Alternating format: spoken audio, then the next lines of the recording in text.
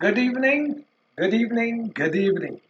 भाई नमस्कार, प्रणाम, आदाब, सलाम इंडिया। मेरा नाम है संचित खन्ना और मैं आपका दोस्त, आपका होस्ट, आपका स्वागत करता हूँ जमोपीडिया प्लस के प्लेटफॉर्म पर, जहाँ पर एग्जाम फोबिया एंड हो जाता है। तो जल्दी से आओ, समझते हैं कि ये क्लास मैंने क्यों आपको याद कर रखी है। तो क्लास मैंने इसलिए रखी है बिकॉज 10 मिनट में, सुनना ध्यान से, 10 मिनट में 10 बड़ी खबरें जो पूरे दिन भर की होंगी वो मुझे आपको बतानी है। चाहे आप रेलवे की तैयारी कर रहे हो, चाहे बैंक की तैयारी कर रहे हो, चाहे एसएससी की तैयारी कर रहे हो, ये क्लास आपके लिए होने वाली है बहुत खास। तो सबसे पहले क्या कर देना है, सबसे पहले सर सेशन को जितना हो सके उतना लाइक करते चले जाइए, क्योंकि आपका लाइक बढ़ाएगा हमारा हौसला। तो डेली करंट अफेयर्स क्लास की एक सीरीज हम चलाएंगे यहाँ पर, जहाँ पर आपको 10 MCQs यहाँ पर 10 बजे रात को डेली मिल जाया करेंगे। बेटा मेरा को अगर आप पहली बार इस चैनल पर आए हो तो फॉलो जरूर कर लेना चैनल को, मतलब सब्सक्राइब कर लीजिएगा, नोटिफिकेशन बेल के आइकन को प्रेस कर लीजिएगा। ये सब बातें आपको पता है पहले से। अब एक और इन्फॉर्मेशन है आपके लिए, वो ये कि भाई मैं पढ़ाता हूँ अनअकैडमी के ऊपर और पढ़ाता हूँ डेली अनअकैडमी की ऐप पर सुबह 7:40 पर। सुबह 7:40 पे कल भी क्लास होगी, डेली होती है, याद रखिएगा इस चीज़ को। और अभी तक अगर आपने मेरे को अनअकैडमी को फॉलो नहीं करा है तो अनअकैडमी आपको डाउनलोड कर लो। मेरा नाम सर्च कर लेना संचित खन्ना और डू फॉलो मी। अभी तक लगभग लगभग 930 935 लोग फॉलो कर रहे हैं। चलिए और देखते हैं हम आज का पहला क्वेश्चन क्या है। तो Elon Musk has overtaken Bill Gates as second most richest man of the world. What is the current net worth of Musk? Elon Musk ने बिल गेट्स को दुनिया के दूसरे सबसे अमीर आदमी के रूप में पिछाड़ दिया है। वर्तमान नेट वर्थ क्या है?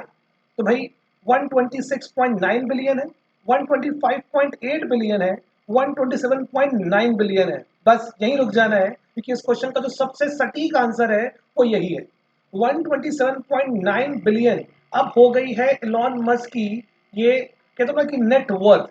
जब देखो यहाँ पर हुआ क्या है, मस्क ने नेट वर्थ बढ़ा कर कहते हैं 7.2 बिलियन थी उनकी, जो कि इस समय हो चुकी है 127.9 बिलियन। करीबन करीबन 100 बिलियन से ज्यादा नेटवर्थ उन्होंने से वो सिर्फ इसी साल बढ़ाई है। तो ये है टेस्ला के मालिक इलॉन मस्क और ये बन चुके हैं भावी दुनिया के सबसे अमीर व्यक्तियों की सूची में दूसरे सबसे अमीर व्यक्ति। तो पहले कौन है? पहले हैं अमेजोन के जेफ बेजोस। ठीक है, चलो अगले बढ़ते हैं आपके अगले क्वेश्चन की तरफ। Who will be new independent chairman of ICC? यानी कि जो इंटरनेशनल क्रिकेट है ना काउंसिल है आईसीसी, उसके नए स्वतंत्र अध्यक्ष कौन होंगे? शशांक मनोहर होंगे, ग्रेग बार्कले होंगे, हेमंत अमीन होंगे या सौरभ गांगुली होंगे? तो समझना पड़ेगा हमें एक चीज को कि शशांक मनोहर तो अभी थे, इनके जाने के बाद बने हैं, इनको रिप्लेस कर रहे हैं Greg Barclay. Greg Barclay New Zealand से आते हैं, तो he will be the new independent chairman of the ICC, as simple as that. अच्छा, हेमंत अमीन कौन है? हेमंत अमीन एस्पिरेंट्स हैं, ये है सीईओ। सीईओ किसके? तो बीसीसीआई के। तो बीसीसीआई के सीईओ हैं हेमंत अमीन। और सौरभ गांगुली इसी बीसीसीआई के क्या है भाई, ये है चेयरमैन।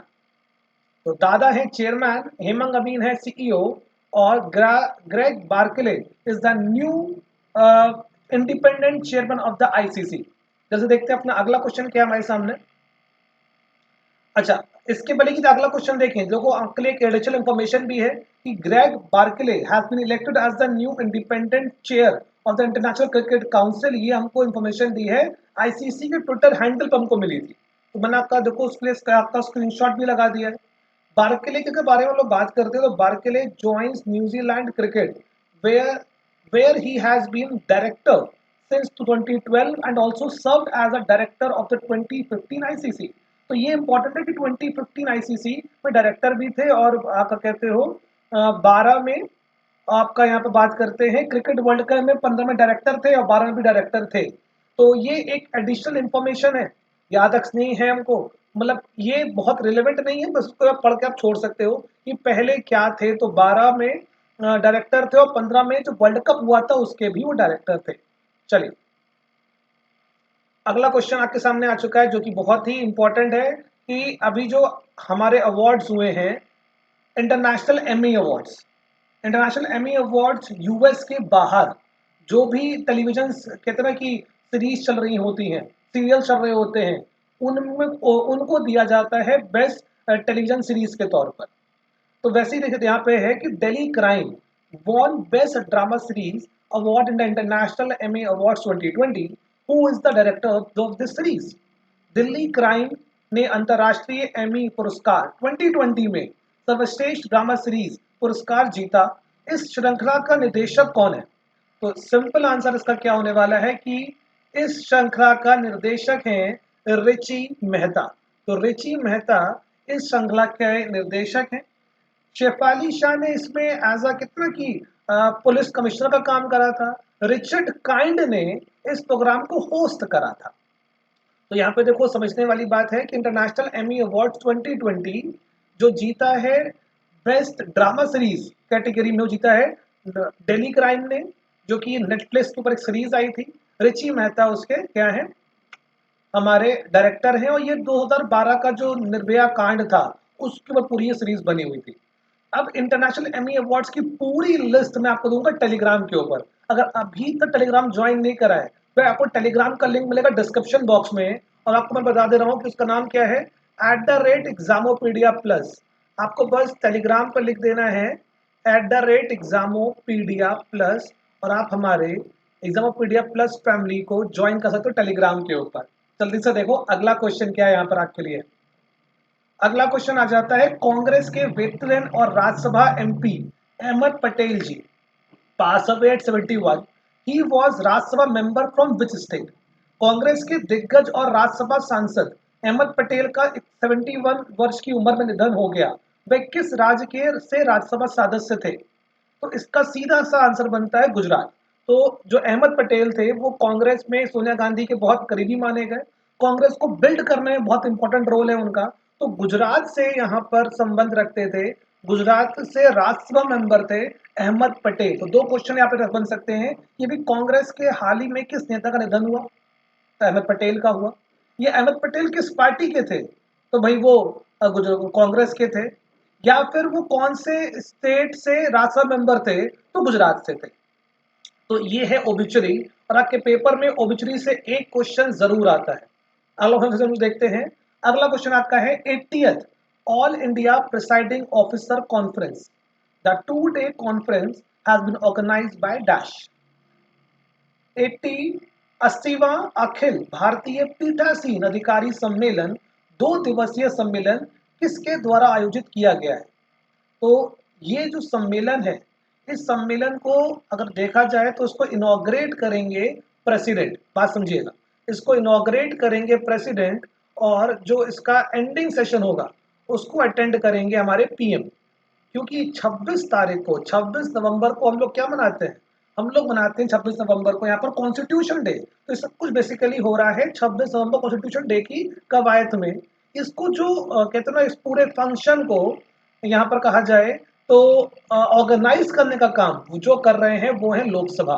तो बहुत से बच्चों को लग रहा होगा नहीं सर बोर्ड 2 एंड 3 होना चाहिए, ऐसा नहीं है। सॉरी बोर्ड 1 एंड 2 होगा यहाँ पर, बोर्ड 2 एंड 1। बोर्ड 2 एंड 1 ऐसा नहीं है, इसका आंसर होगा सिर्फ और सिर्फ लोकसभा। अब देखो यहाँ पर एक क्वेश्चन और बन सकता है कि सर इसकी थीम क्या है? तो जल्दी से देखो इसकी थीम क्या है।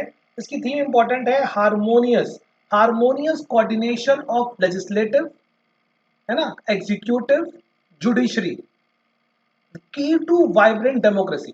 जरा ध्यान से देखिएगा, harmonious coordination of legislative, executive and judiciary की टू वाइब्रेंट डेमोक्रेसी। इसको याद करिएगा, आपके पेपर के लिए बहुत रिलेवेंट बनता है ये क्वेश्चन की उसकी थीम क्या है। अगला क्वेश्चन देखिए जल्दी से। 25 November 2020 is declared as state wide public holiday in Tamil Nadu. यानी आज 25 तारीख को जब मैं वीडियो रिकॉर्ड कर रहा हूं तो छुट्टी है तमिलनाडु में। तो what is the name of the cyclone? क्योंकि सर वहां पर एक साइक्लोन आने वाला है, उसके चलते छुट्टी हो गई है। तो सवाल इसमें इतना सा है कि उस साइक्लोन का नाम क्या है? तो 25 नवंबर 2020 को तमिलनाडु के चक्रवात की वजह से तमिलनाडु में राज्यव्यापी सार्वजनिक अवकाश घोषित किया गया है। चक्रवात का नाम क्या है? चक्रवात का जो नाम है इस अब की बार वो है निवार। तो याद रखना है, चक्रवात का नाम भी हम लोग रखते हैं जिससे कि बहुत टाइम बाद भी अगर हमें चेक करना हो कि कौन सा चक्रवात कब आया था और उसने कितना डिस्ट्रक्शन करा था तो वो हम याद रख पाए। तो तमिलनाडु हो गया है, पुडुचेरी हो गया है ना, इन सब एरियाज में बहुत डिस्ट्रक्शन है करेगा। करना शुरू कर चुका है। ये चक्रवात है निवार के नाम से। अगला question, prime minister Modi on November 26 will virtually inaugurate which edition of the Global Renewable Energy Investment Meeting and Expo Reinvest 2020? प्रधानमंत्री मोदी 26 नवंबर 2020 को वैश्विक नवीनीकरण ऊर्जा निवेश बैठक और एक्सपो किस संस्करण का उद्घाटन करेंगे? तो याद रखने वाली बात है कि हमारे जो यूनियन मिनिस्टर हैं रिन्यूएबल एनर्जी के, वो हैं आर.के. सिंह। और ये जो एडिशन की बात हो रही है एस्पिरेंट्स, वो है तीसरा एडिशन।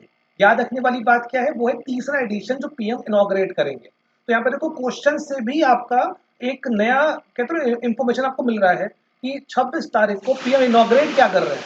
तो इनॉग्रेट कर रहे हैं global renewable energy investment meeting and expo summit, ये वो इनॉग्रेट कर रहे हैं। एडिशन है वो तीसरा, और मंत्री कौन है, आर.के. सिंह। अब हमारे सामने हम पहुंच चुके हैं आठवां क्वेश्चन हमारे सामने देखो आ चुका है एस्पिरेंट्स।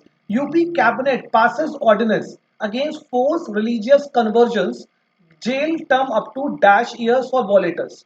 यानी यूपी कैबिनेट ने जबरन धर्म परिवर्तन के खिलाफ, जी हाँ, जो आप समझ रहे हैं वही है कि जबरन धर्म परिवर्तन को आप जिसको एक सो कॉल्ड टर्म दिया जाता है लव जिहाद का।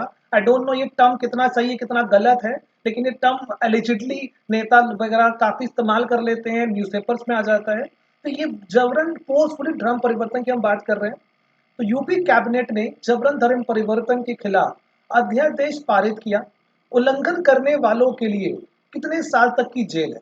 तो जो आपको समझना पड़ेगा यहाँ पर कि इसमें अलग अलग जेल के प्रावधान है, लेकिन जो जेल का कम से कम प्रावधान है वो है 3 साल का, और जो मैक्सिमम है वो है 10 साल का। इसमें 50,000 तक का जुर्माना भी देना पड़ सकता है। लेकिन अभी ये ऑर्डिनेंस है, अभी इसे यहाँ पर कहते हैं कि जो विधानसभा है वो उससे भी पारित होना पड़ेगा, बिकॉज ऑर्डिनेंस की मियाद सिर्फ 6 महीने की ही होती है। तो अभी सिर्फ ये ऑर्डिनेंस है, अभी ये प्रॉपर लॉ नहीं बना है। 9 क्वेश्चन से देखिए क्या है। रिसेंटली कमला हैरिस यानी कि vice president of US was in news. She is related to which of the following Indian state? हाल ही में कमला हैरिस खबरों में थी, वो निम्नलिखित में से किस भारतीय राज्य से संबंधित है? तो कमला हैरिस की जो माँ है, भाई वो चेन्नई से आती हैं, तो सर इसका सिंपल आंसर बन जाएगा तमिलनाडु। तो कमला हैरिस संबंधित हैं तमिलनाडु से, बिकॉज उनकी जो मदर है वो आती हैं चेन्नई से। और आपके लिए मेरा एक क्वेश्चन है कि name the you can see have to tell the name of the mother, कि कमला हैरिस की माँ का नाम क्या है?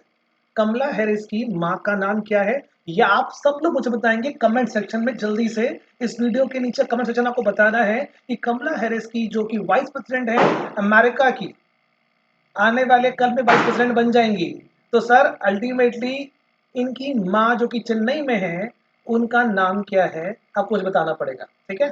कमेंट सेक्शन में आपको जो कमेंट्स का इंतजार रहेगा। और हम पहुंच चुके हैं सर आज के आखिरी क्वेश्चन की तरफ। रिसेंटली 27 एडिशन ऑफ सिंगापुर के साथ हम लोग की एक्सरसाइज हो रही ना, सिंगापुर मल्टीलेटरल आपकी जो एक्सरसाइज है 2020 conducted which of the following सी। हाल ही में सिम्बेक्स 2020 का 27वां संस्करण निम्नलिखित में से किस सागर में आयोजित किया गया है? तो वो इसका आंसर क्या हो जाएगा? इसका आंसर हो जाएगा अंडमान सी में। अंडमान सी में इसको आयोजित करा गया है। तो ये थे अपने आज के 10 क्वेश्चन। आपको क्लास कैसी लगी जरूर बताइएगा कमेंट सेक्शन में। कमेंट सेक्शन को जितना हो सके अपने कमेंट से भर दीजिए। अच्छी लगी तो थम्स अप जरूर कर दीजिएगा, दोस्तों में शेयर कर दीजिएगा, एक बार सेशन को लाइक जरूर करिएगा। और ये सेशन मैं आपके लिए ऐसे ही और लाता रहूंगा कि कम समय में बेहतरीन न्यूज और पेपर के लिए रेलेवेंट हो। तो चलिए आज के लिए इतना ही रखते हैं, और मुलाकात होगी मेरी कल सुबह 7:40 पर। तब तक के लिए गुड नाइट, शब्बा खैर, गुड नाइट, शुभ रात्रि, टेक केयर।